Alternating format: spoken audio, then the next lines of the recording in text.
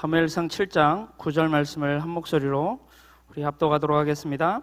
사무엘이 젖 먹는 어린 양 하나를 가져다가 온전한 번제를 여호와께 드리고 이스라엘을 위하여 여호와께 부르짖음에 여호와께서 응답하셨더라. 아멘. 우리 옆 사람과 이렇게 인사하도록 하겠습니다. 당신은 복음의 비밀을 가졌습니다. 아멘. 이렇게 한 번 더 인사하겠습니다. 그래서 당신은 하나님의 대안입니다. 아멘. 복음 가진 우리를 하나님의 대안으로 불러준 줄로 믿습니다.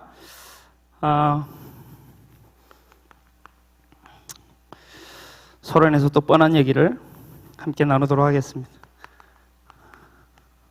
오늘도 우리가 은혜의 자리에 나왔는데요, 최고의 은혜가 뭐냐면 복음 깨닫는 겁니다. 오늘도 복음 깨닫는 은혜가 있게 되길 바랍니다.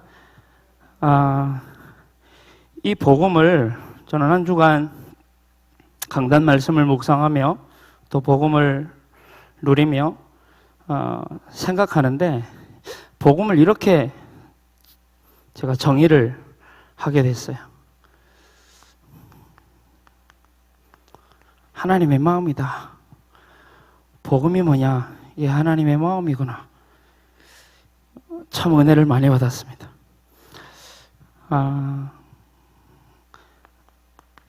창세기 1장 27절 28절 말씀 너무나 잘 알죠?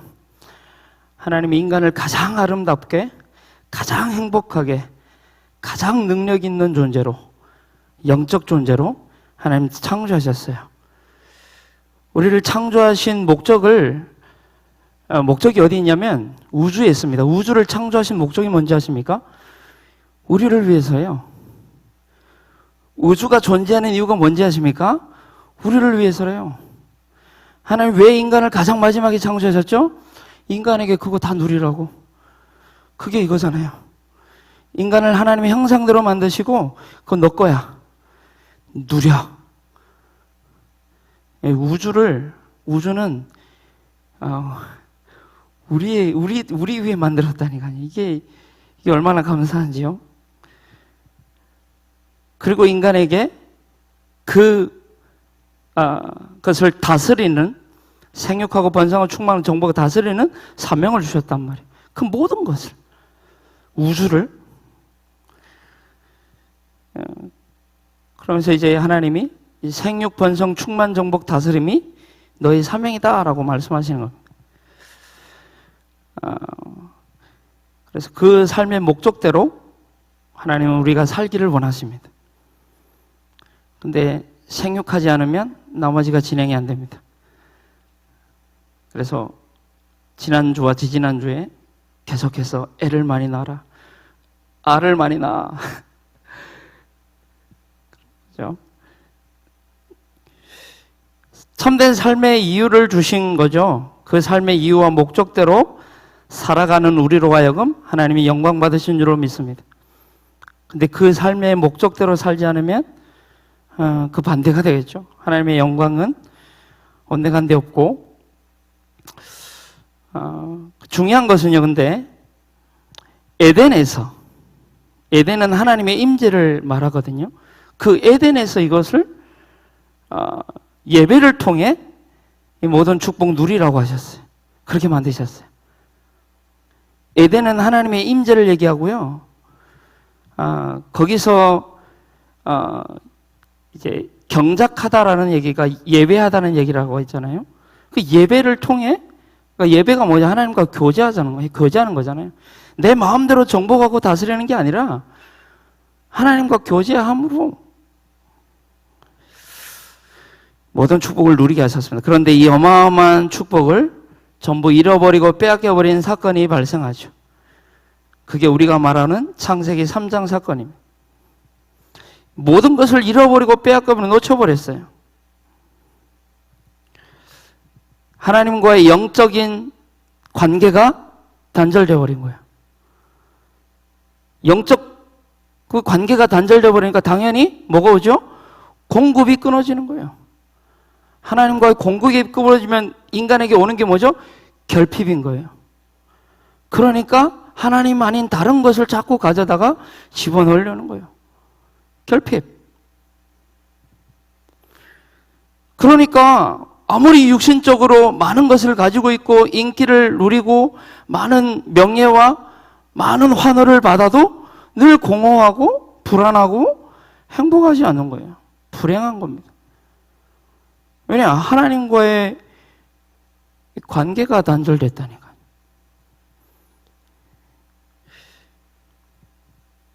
그래서 이제 장애라는 이 단어는 뭔가 결핍된 거잖아요. 그게 장애거든요. 뭔가의 손상이 난 것을 보고 장애라고 하거든요. 우리는 영적 장애자였어요. 영적 장애인이라니까, 우리가. 하나님과 관계가 단절되면 영적 장애인. 결핍되고 뭔가 모자란 거예요. 뭔가 손상이 된 거죠. 이 창세기 3장 사건을 보고 우리는 인간의 전적 타락이다라고 하죠. 인간의 전적 타락. 구원받을 만한 조그만한 의도 없다는 거예요. 인간에게는 그 어떤 것 가지고도 그걸 채울 수 있는 방법이 없다라는 겁니다. 더 쉽게 말하면 이걸 회복해야 되는데 회복할 수 있는 길이 없는 거예요. 그래서 하나님이, 왜냐하면 이 전적 타락은 인간의 모든 걸 타락해버렸기 때문에 인간하고 상의할 수가 없고 상의가 또 안 되죠. 하지 않으시고 하나님이 창세기 3장 15절에 은혜 언약을 주신 거예요. 은혜의 복음 주신 겁니다. 회복의 길을 주신 거예요.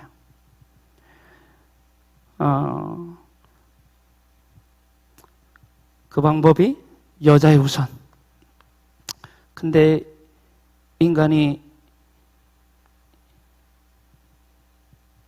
이걸 가지고 하나님과 관계를 지속해야 되는데 관계가 또 단절되죠.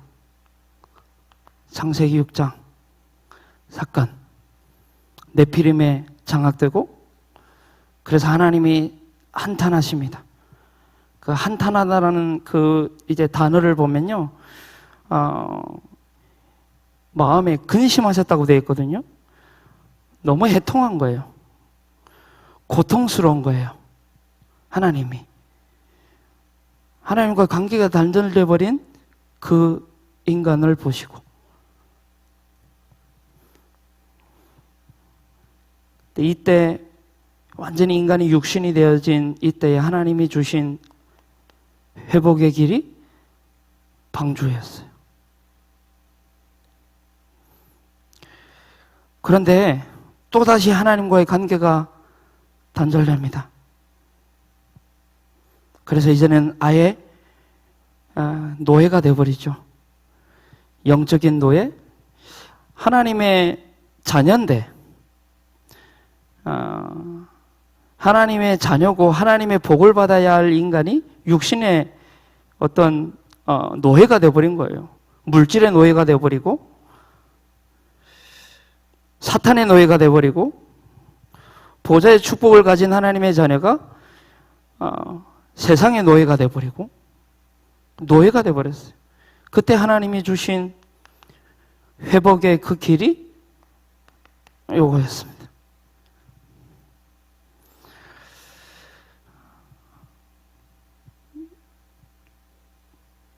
요게 또 하나 있죠. 창세기 11장 사건. 11장 사건에 인간이 하나님께 도전하죠. 여기에 보면 하나님은 생육하고 번성하고 충만하고 정복하라고 하셨는데 흩어짐을 면하자고 합니다. 11장에 보면. 그러니까 하나님과 정반대되는 길을 걸어가는 거예요. 그때 하나님이 주신 언약이 창세기 12장 1절로 3절 이 언약이었거든요. 또 이 언약 놓쳐서 노예됩니다. 또 이 언약 놓쳐가지고 하나님과의 관계가 또 단절되죠. 그때 주신 언약이 이사야 7장 14절에 포로 되었을 때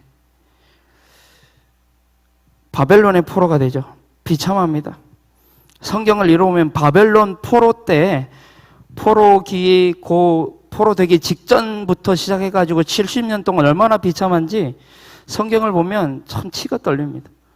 한번 그냥 보지 마시고, 그냥 이거 이렇게 보지 마시고 성경을 한번 보면요, 이 바벨론 포로가 뭔지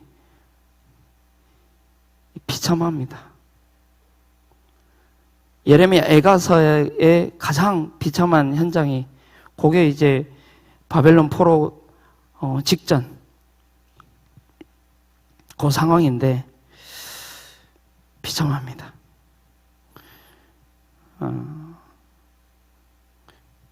또 하나님과의 관계가 또 단절됩니다. 다시 하나님을 멀리합니다. 그래서 이스라엘이 전 세계로 흩어지게 되고 디아스포라로 나라를 잃어버리게 되고,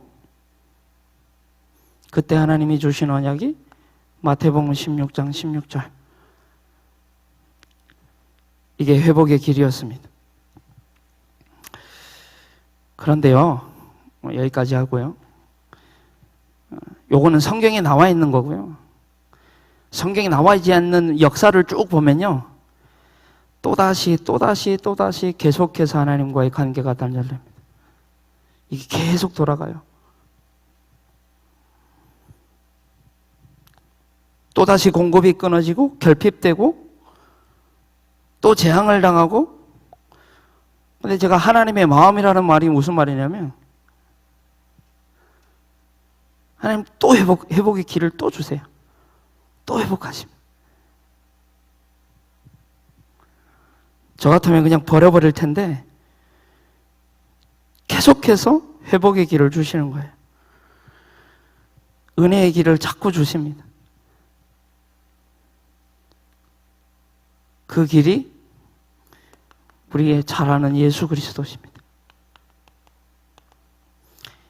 이 길밖에는 없는 거예요. 이게 하나님의 마음이에요. 오늘 본문에 보면, 오늘 같이 읽었잖아요. 본문에 보면 온전한 번제라는 단어가 있죠. 이제 이 온전한 번제는 뭐냐면, 번제라는 말은 하나님과의 관계 회복을 얘기하거든요. 번제의 의미가 그거예요. 번제의 그걸 의미하는 게 하나님과의 관계 회복인 거예요. 근데 오늘 보면 온전한 번제라고 했는데 뭘 드렸죠? 어린 양 하나를 드렸습니다. 그래요. 하나님과 관계 회복할 수 있는 유일한 길은 예수 그리스도밖에 없는 줄로 믿습니다. 그래서 우리가 자꾸 예수 그리스도를 묵상해야 되고 생각해야 되고, 이 진이라니까, 진액이에요. 진액. 예수 그리스도가 진액이에요. 여기서 모든 우리의 생기가 여기서 나오고요, 모든 힘이 여기서 나오고, 모든 능력과 모든 응답, 모든 것이 여기서 나온다니까요.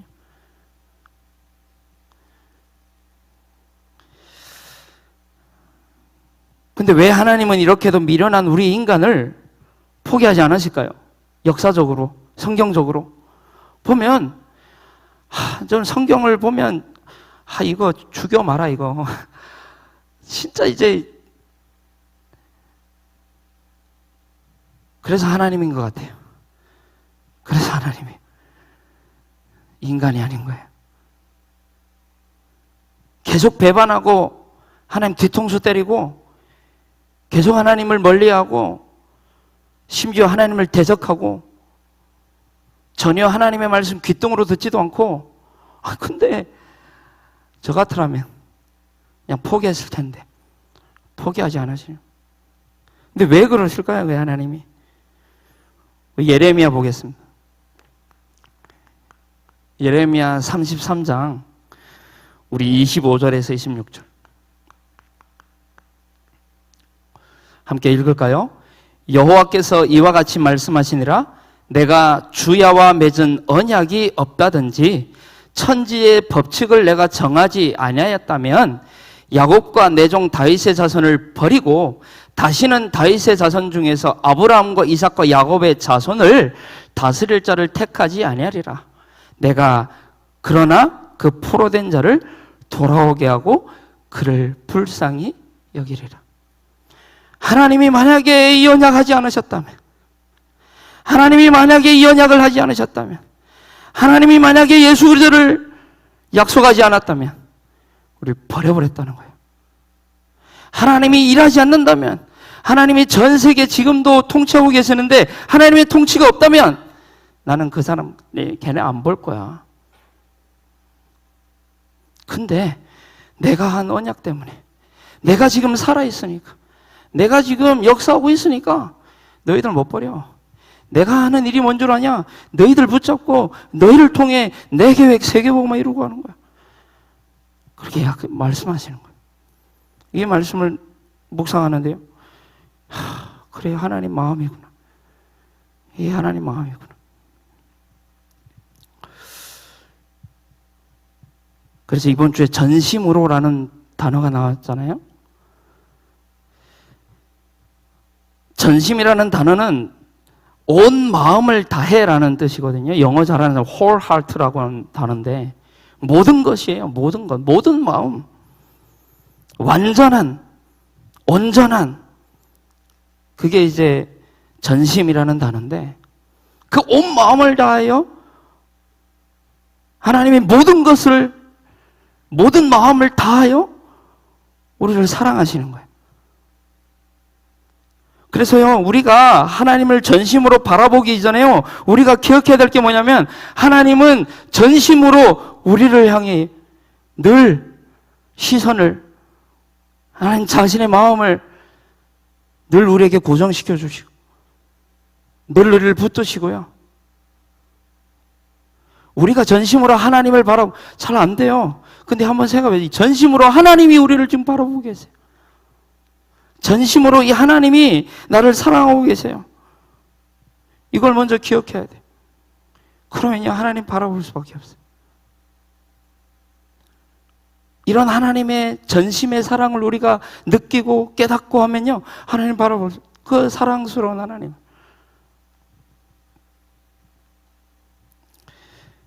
하나님은 전심으로 은혜 주시고 힘 주시고 우리에게 복 주시기를 원하십니다. 그래서 전심을요, 다른 단어로 표현한다면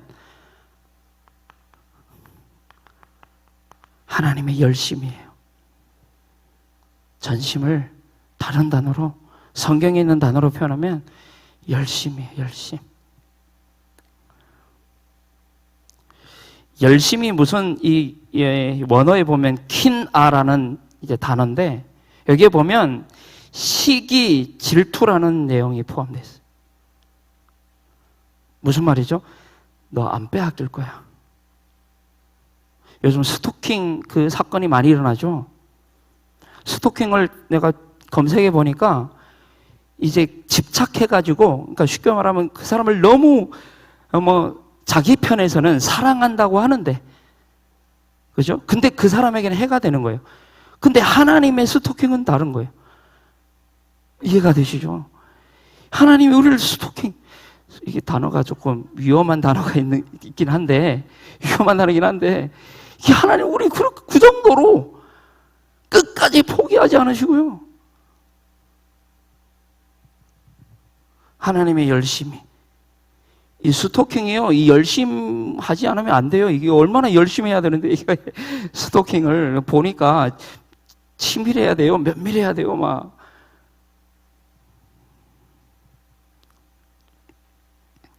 하나님은 자기의 열심으로 자기의 이 언약을 이루어 가시는 거예요.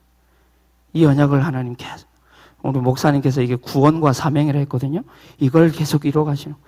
구원의 그 일을 하나님 계속 이루어 가세요. 구원받은 자에게는 사명 주셔가지고 그 사명 일을 계속 이루어 가세요. 구원과 사명. 이 일을 하나님 열심으로 이루어 가시는데요. 열왕기하, 우리 빨리 보겠습니다. 열왕기하 19장 31절, 32절, 31절 한 절 보겠습니다. 남은 자는 예루살렘에서부터 나올 것이요 피하는 자는 시온산에서부터 나오리니 여호와의 열심이 이 일을 이루리라 하셨다 아니라. 하나님 남은 자를 하나님 계속해서 찾고 계시고 부르고 계시는데 그 일을 하나님이 열심으로 하시는. 이사야 9장입니다. 이사야 9장 6절로 7절에 보면요, 이는 한 아기가 우리에게 낳고 한 아들을 우리에게 주신 바 되었는데 그의 어깨는 정사를 메었고 그의 이름은 기묘자라 모사라 전능하신 하나님이라 영존하시는 아버지라 평강의 왕이라 할 것임이라. 그 정사가 평강에 더함이 무궁하며 또 다윗의 왕자와 그의 나라에 군림하여 그 나라를 굳게 세우고 지금 이후로 영원히 정의와 공의로 그것을 보존하실 것이라. 만군의 여호와의 열심히 이를 이루시리라. 하나님은 지금도 계속해서 이 언약을 이루어가고 계시죠. 예수가 그리스도고 모든 문제 해결자다. 구약의 메시아가 바로 예수다. 지금도 계속해서 하나님의 열심이요. 이사야 37장입니다. 37장 31절에서 32절에 보면요, 유다 족속 중에 피하여 남은 자는 다시 아래로 뿌리를 받고 위로 열매를 맺으리니 생육본전 충만 종국 다스리며 이는 남은 자가 예루살렘에서 나오며 피하는 자가 시온산에서 나올 것임이라. 만군의 여호와의 열심히 이를 이루리라. 이 속에서 모든 열매가 나타난다는 거예요. 이 속에서 모든 나무의 가지의 열매가 계속 나타난다는 거예요.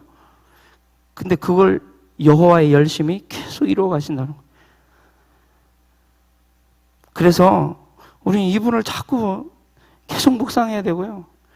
이번 주 3부 예배 때 보니까 3부 예배 꼭 들으시기 바랍니다. 3부 예배 이번 주 예수를 깊이 생각하라. 뭐 어제 그걸 듣고요. 제가 어제 좀 은혜 많이 받았거든요. 근데 어제 또 보니까 예수를 깊이 생각하라.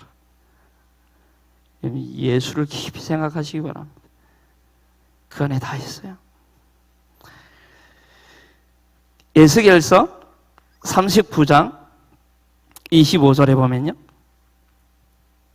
그러므로 주 여호와께서 이같이 말씀하셨느니라. 내가 이제 내 거룩한 이름을 위하여 열심을 내어 야곱의 사로잡힌 자를 돌아오게 하며 이스라엘 온 족속에게 사랑을 베풀지라. 하나님의 열심으로 이스라엘을 70년 동안 포로된 데 나왔다니까요. 하나님 열심으로. 근데 그게 진짜 응답 아니라고 했죠. 또 속국됩니다. 근데 이 하나님의 열심이 뭐냐 이거예요. 예레미야에 나오는 하나님의 언약을 이루는 영원한 언약.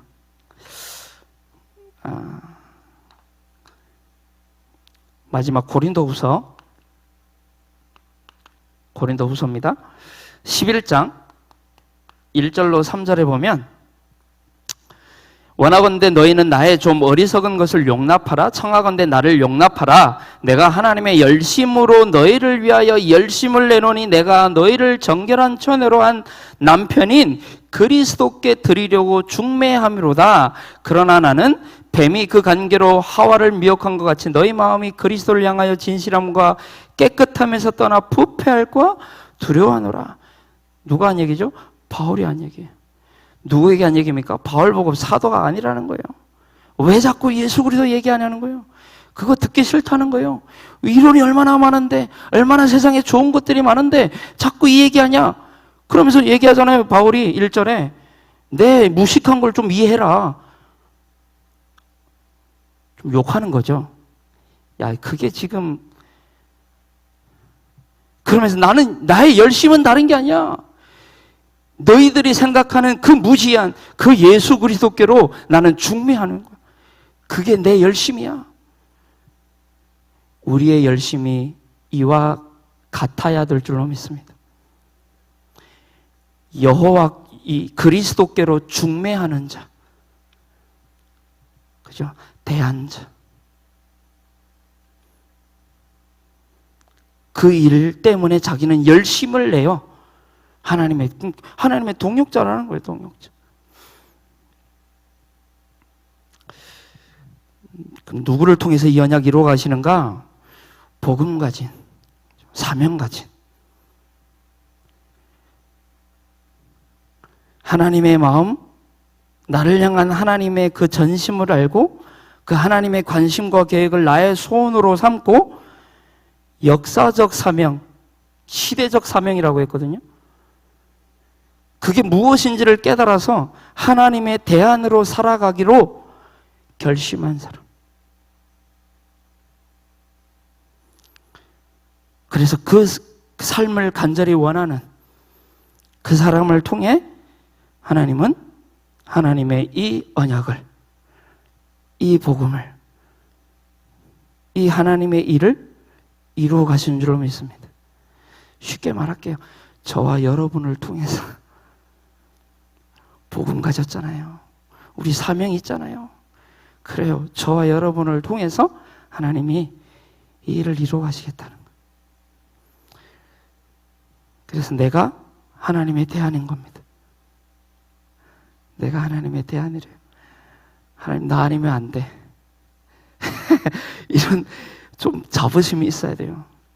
하나님, 나 아니면 안 돼요. 우리 가정 아니면 안 돼요. 그러니까 복 주세요. 그러니까 증거 주세요. 하나님, 신효원 랩런트 아니면 안 됩니다. 그러니 치유해 주세요. 왜? 대안자라니까.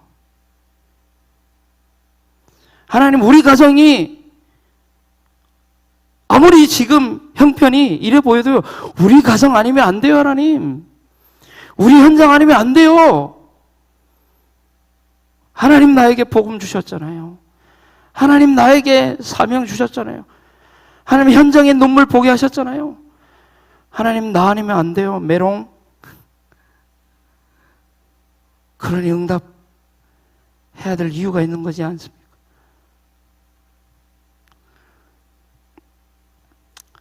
오늘 본론인데요. 네. 오늘 제목이 교회와 현장의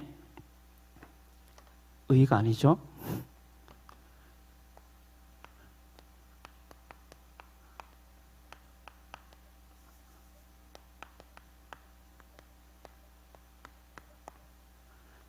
교회와 현장의 다시 개혁운동입니다. 이 복음 절대 비밀, 복음이 절대 비밀이니까요. 이 비밀을 알고 있고 이 복음의 절대 가치 알고 있는 우리를 향한 하나님의 계획이 무엇일까요? 하나님이 이번 주 강단을 통해서 우리에게 말씀하셨는데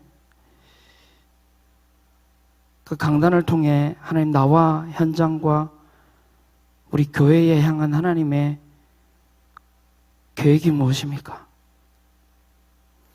질문해야 됩니다. 하나님의 관심은 어디에 있을까요? 나를 향한, 교회 향한, 현장 향한 그 하나님의 계획은 무엇일까요? 우리는 무엇으로 소원을 삼고 살아야 될까요? 오늘 이번 주 수요 예배 때 전심으로 여호와께 돌아오라 그런 말씀하셨는데 전심으로 여호와께 돌아가는 게 뭘까요?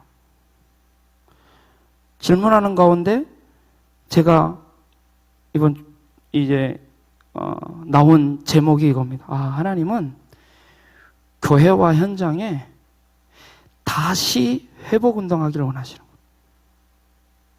이 다시가 중요하거든요. 오늘 본문에 보면요. 번제라는 단어가 있는데 이 번제는 어떤 거냐면 가죽을 제외하고 모든 것을 태워드리는 거예요. 그게 번제거든요.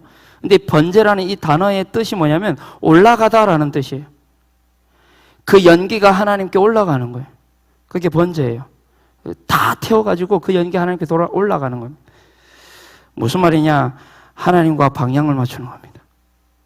하나님과 시선을 맞추는 거예요.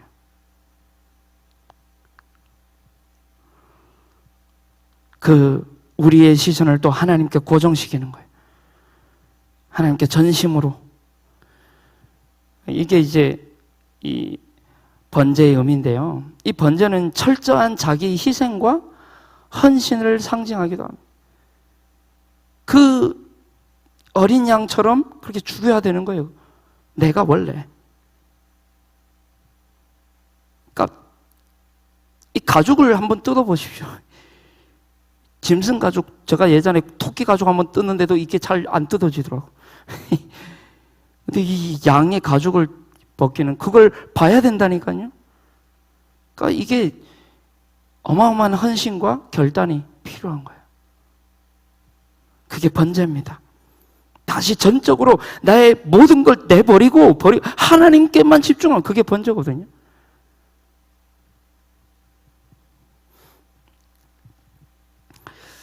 그리고 이 번제에는 말씀에 대한 믿음과 순종이라는 의미도 담겨져 있고요. 하나님 사랑, 이웃 사랑에 대한 여러 가지 의미가 담겨져 있는데요. 우리 교회의 이 개념을 우리 좀 살펴보면, 이 교회라는 것은 구원받은 자가 교회죠. 그리고 구원받은 자의 모임이 교회입니다. 그죠? 현장은 어딜까요? 현장은 구원받은 자가 살아가는 현장이에요. 이게 가정도 될 수 있고, 학업도 될 수 있고, 산업도 될 수 있고, 만남도 될 수 있고, 우리의 삶인 거예요. 이게 현장입니다. 그 교회된 나와 나의 현장에 다시 복음은, 제가 지난주에 너무 안타까운, 이제 페이스북에서 너무 안타까운 글을 읽었어요. 우리 이 다락방 운동을 하면서 다락방 운동에 많이 헌신하신 분이에요. 중직자예요. 산업인 대회를 가장 앞장서 섬겼던 분이세요. 저하고도 연이 있고요. 근데 이분이 한 1년 전부터 다락방에 대한 좀 안 좋은, 근데 이해가 돼요. 이해가 되는 거예요. 그러면서 이분이 무슨 글을 올렸냐면 촛대가 옮겨졌다는 거예요. 다락방에서 촛대가 옮겨졌대요. 그래서 이분은 다락방 안 합니다. 중직자예요. 이름은 거론할 수 없어요. 전 너무 가슴 아팠습니다. 근데 그럴만하지 않습니까? 저는 그 사람처럼 되라는 게 아닙니다. 그 사람이 뭔가를 본 거예요.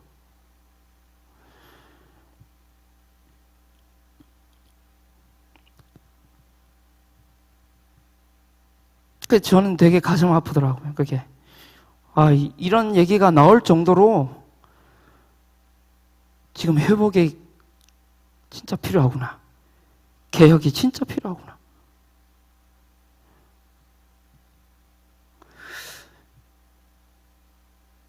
개혁이 뭐죠? 이 개혁은 다시 돌아가는 거예요. 다시 돌아가는 게 개혁이거든요. 그래서 우리 교단이 무슨 교단이죠? 개혁교단입니다. 이 종교개혁의 가장 주된 목적이 무엇이었냐면요, 성경으로 돌아가자는 거예요. 언약으로 돌아가자 그거예요. 하나님과의 관계를 다시 회복하자 그거예요. 하나님과 다시 방향을 맞추자 그거예요. 쉽게 말해 원점으로 돌아가자. 그 개혁입니다. 원래의 것으로.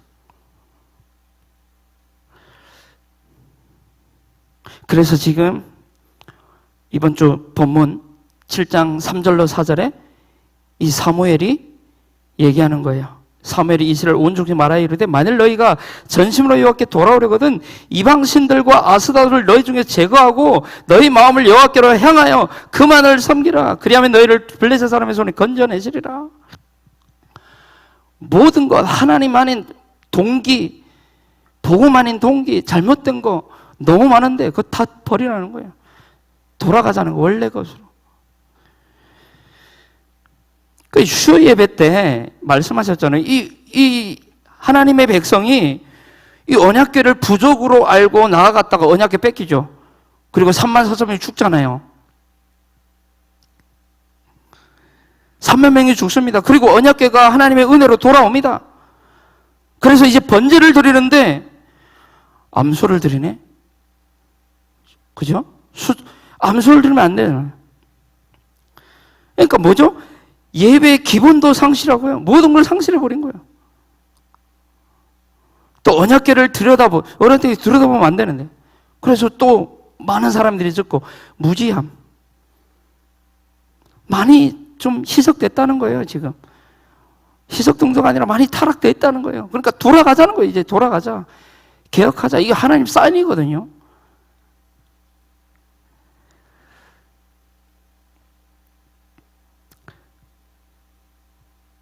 그래서 마지막으로 이 운동은 결국 나만 하는 게 아니고 같이 하자는 거예요. 따로 하는 게 아니라 함께 하자는 거예요. 그게 운동이거든요. 근데 누구를 통해서 너 해가 아니고 내가 하는 거예요. 그게 운동입니다.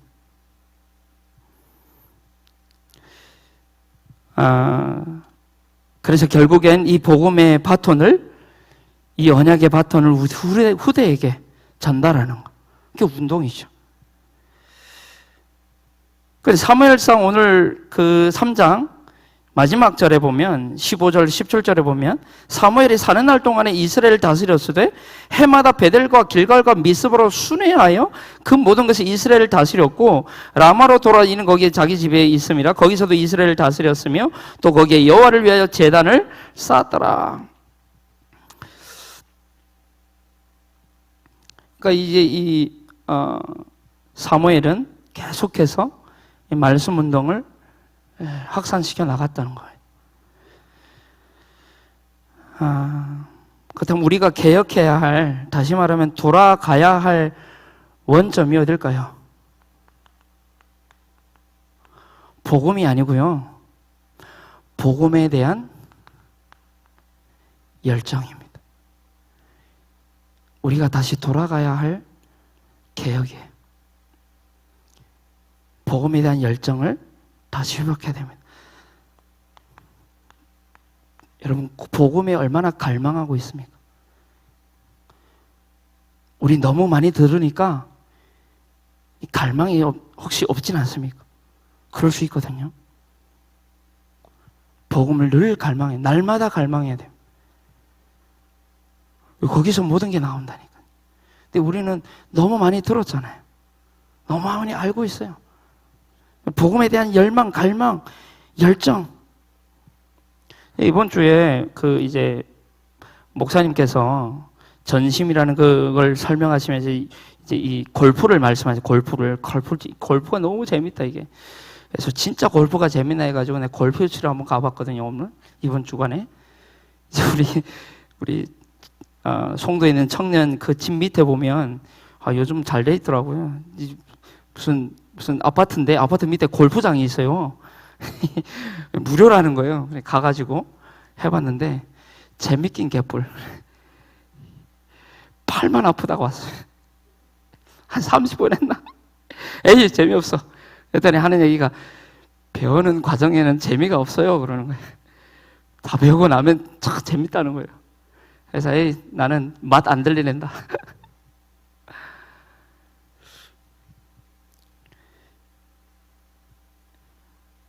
우리가 다른 것에 열정을 가지지 말고요. 갈망을 하는 게 아니라 복음이에요. 이게 근본이고 본질이거든요. 여러분, 십자가 바라볼 때 어떤 마음이 듭니까? 그리스도에 관한, 그리스도에 대한, 그리스도에 의한 그 갈망이, 그 기쁨이 얼마나 있습니까? 우리는 날마다 이 십자가 바라봐야 되고 십자가를 갈망해야 될 줄 믿습니다. 왜냐하면 이게 영원한 언약이고 이게 영원한 응답이고 이게 영원한 축복이에요.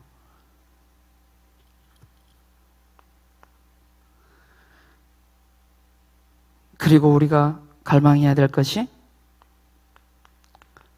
하나님의 말씀입니다. 날마다 갈망해야 되고 예전에 우리 다락방에 이제 이 훈련 받으러 가면 얼마나 열정이 뜨거웠습니까? 저는 그 시대에 방황하고 있어서 잘 모르겠지만 들어보니까 가관이 아니더만요. 우리 목사님들은 막 이제 주일날 토요 핵심을 주일날 했다네요. 그래서 이제 예배 끝나고 오후 예배 끝나자마자 막 타고 자가용 끌고 스타렉스 끌고 저 부산으로 막 갔더니 다 끝났어. 주보 하나 들고 오는데 그게 그렇게 기뻤다는 거예요. 막 훈련 받겠다고 유리창 깨고 막 그랬다잖아요. 이 복음에 대한, 이 말씀에 대한 갈망이 얼마나. 요즘 핵심이 텅텅 비어가지고 랩런트들 갖다 앉혀놓더라고요. RGS 애들, RLS 애들 같은.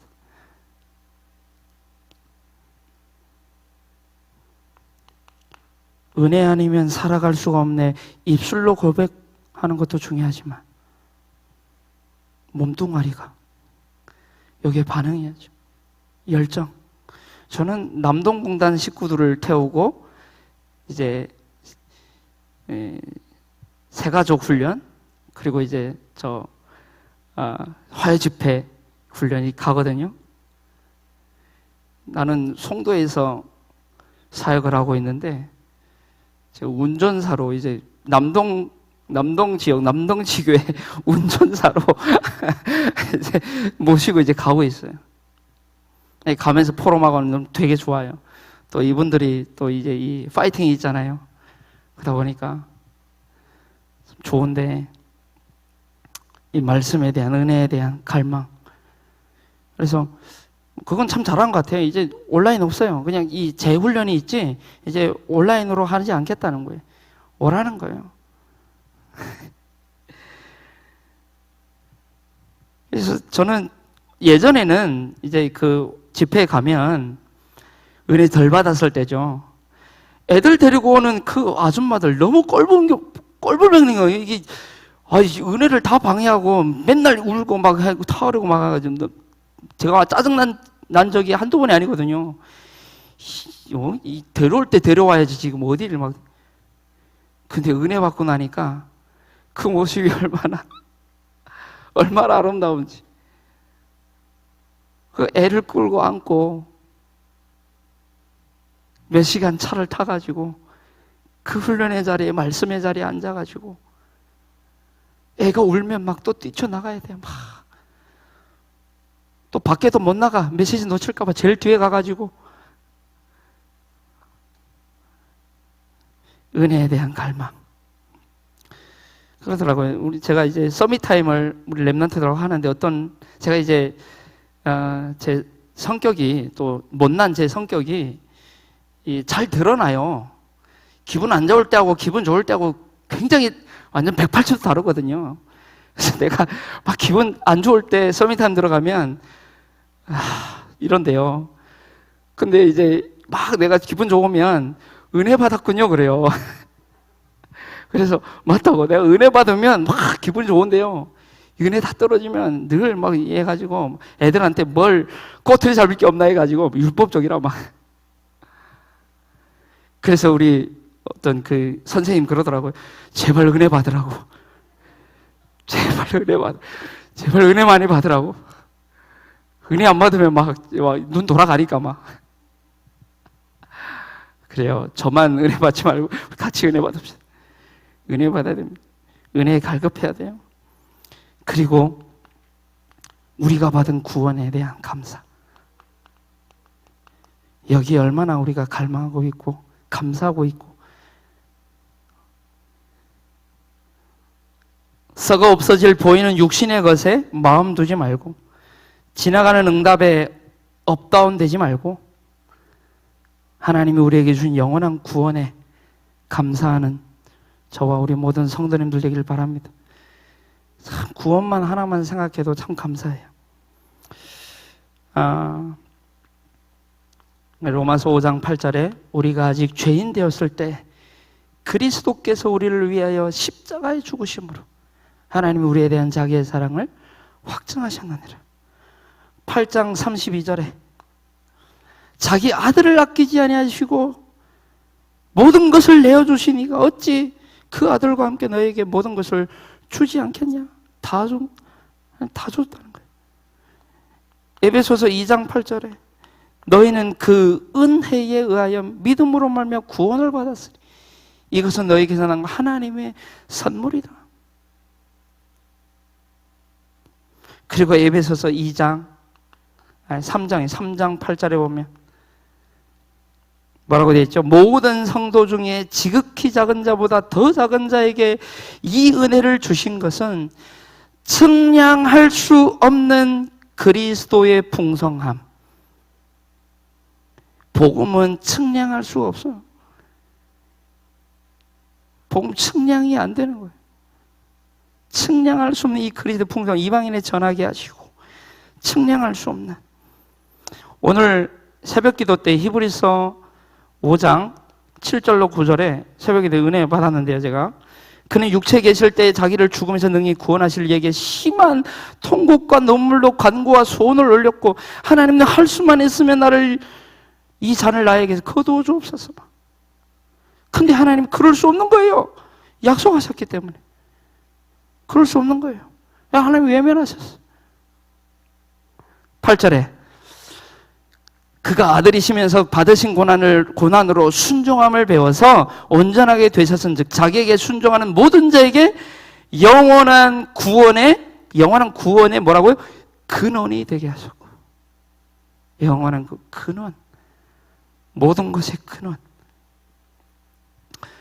이게 우리가 다시 개혁해야 될 원점이에요.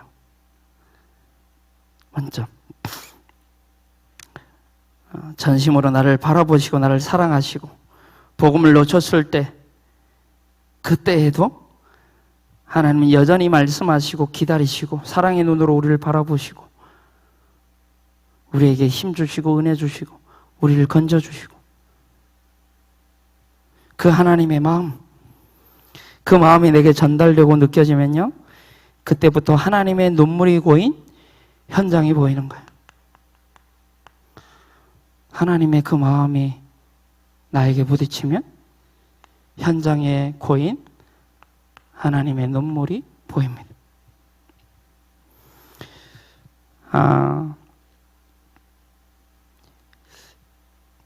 제가 이제 어떤 이제 랩넌트죠.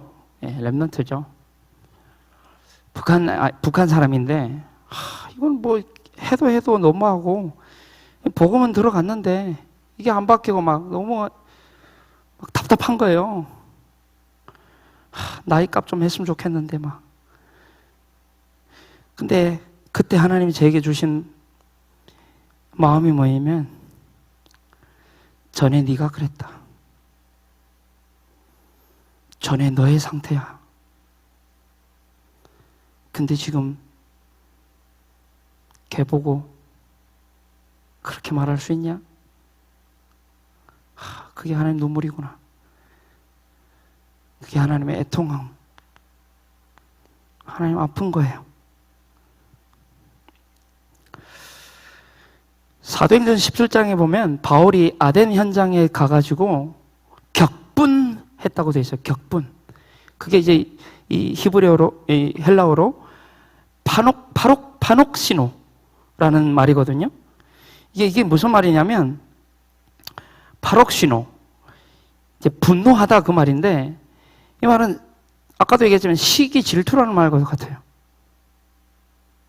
현장에 이게 또 하나의 단어가 이 파록시노에 절망이 있어요. 현장을 보니까 너무 절망스러운 거예요. 그러니까 또 이걸 바라볼 수밖에 없고요.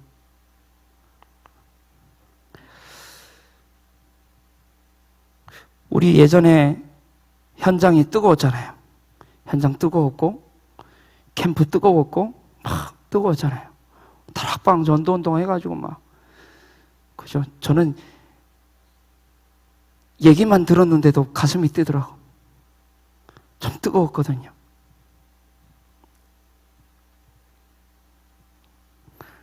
근데 코로나가 딱 되고 나가지고 한풀 딱 꺾이더니 이게 회복이 잘 안 되는 현장을 많이 봅니다.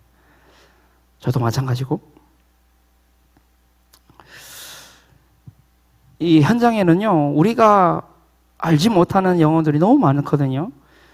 지난주에 저희 김홍환 목사님하고 같이 여주라는 곳에 이제 가서 어떤 한 권사님이 너무 그 가정만 생각하면 눈물 나고, 근데 이제 그 가정의 딸이 너무 이제 방황해가지고 힘들다는 거예요. 그래서 꼭 복음 전했으면 좋겠다고 하면서 눈물로 막 애통함이 있는 거죠. 그 가정에 대한 친구의 딸이 그런 상황이 있으니까. 그래서 이제 김홍환 목사님은 그 부모님, 나는 그 아이 해가지고 갔더니, 참, 이제, 현장이 참 아픈 현장이었어요. 근데 하나님 눈물이 있는 현장이었고요. 또 하나님의 계획하심이 있었던, 하나님 보호하신, 하나님 예비하신 현장이었도록 보니까. 여러분, 우리의 주변에는요, 한 영혼이 있습니다. 한 영혼 반드시 있거든요. 한 현장 반드시 있습니다. 그리고 한 지역도 되겠지만 한 나라 분명히 있습니다. 우리에게는 북한 복음화라고 하는 한 나라를 우리에게 주셨는데, 우리 교회에 여기에 대한 눈물이, 여기에 대한 이게 있어야 됩니다.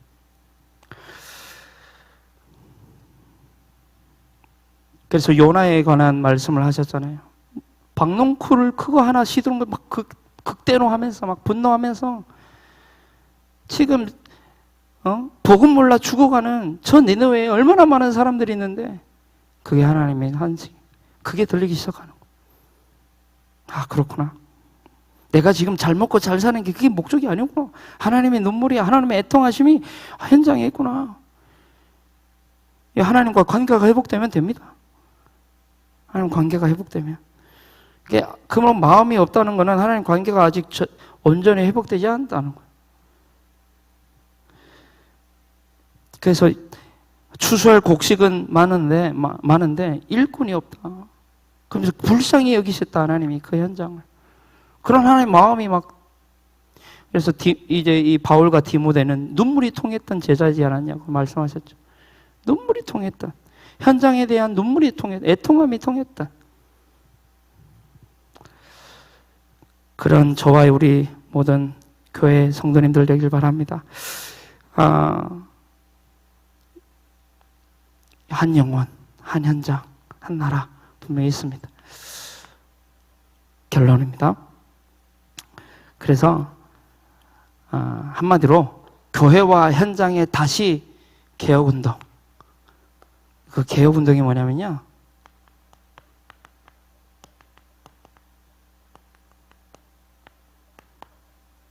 다락방 전도 운동입니다. 다락방 전도 말고요, 다락방 전도 운동.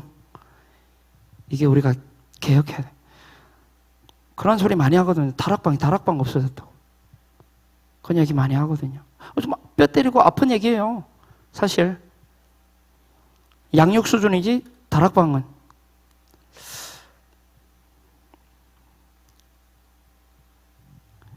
이 다락방 전도 운동은 말씀 운동이죠. 기도 운동입니다. 생명 운동이고, 치유 운동이고, 제자 운동이고, 후대 운동입니다. 이게 다락방 전도 운동인데, 이걸 나 혼자 말고요, 같이 하자는 거, 같이. 잘 안 되기 때문에요. 이걸 한마디로 이제 얘기하자고 하면 렘넌트예요. 렘넌트가 하나님의 대안이에요. 시대마다 그랬어요. 언약 가지고, 복음 가지고, 사명 가진 렘넌트 한 사람. 그게 하나님 대안이었는데, 그래서 우리는 이 모든 것을 보고 렘넌트 운동이다. 렘넌트 운동. 우리는 렘넌트 운동을 지금 하고 있습니다. 그래서 이번 주에 강단에서 동태를 팔면서도 늘 꿈은 하나님의 관심에 있지 않았냐. 하나님의 계획에, 하나님의 눈물에, 하나님의 그 마음에 이 동태를 파는 이 아줌마가 있지 않았냐. 나는 우리 렘넌트들이 성공하는 거는, 성공의 기준은 뭔가 높은 자리에 올라가는 게 아니라고 생각해요, 저는. 아무리 높은 자리에 올라가도요, 이거와 상관없으면 그건 하나님과 방향 안 맞죠. 근데요, 군 고구마를 겨울에 팔고 있어도 그 현장에서 여기에 관심을 두고 이 운동을 하고 있다면 그게 하나님의 최고 운동이고, 그게 하나님 원하시는, 그게 성공이라고 저는 생각해요.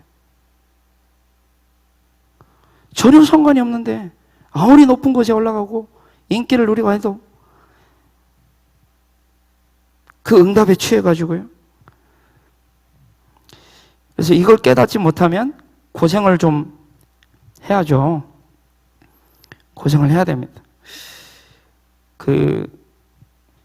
이 깨닫는 것이 은혜 중에 은혜인데, 예레미야 32장에 보면, 32장의 그 배경은 이제 이 예레미야가 아니라 이 시드기야가 이 왕이 되고 나서 11년 만에, 시드기야가 마지막 왕이에요. 유다의 마지막 왕인데 그 마지막 왕이 바벨론으로 끌려가요. 그 말이 뭐죠? 나라가 없어진, 포로가 완전히 되어버려요.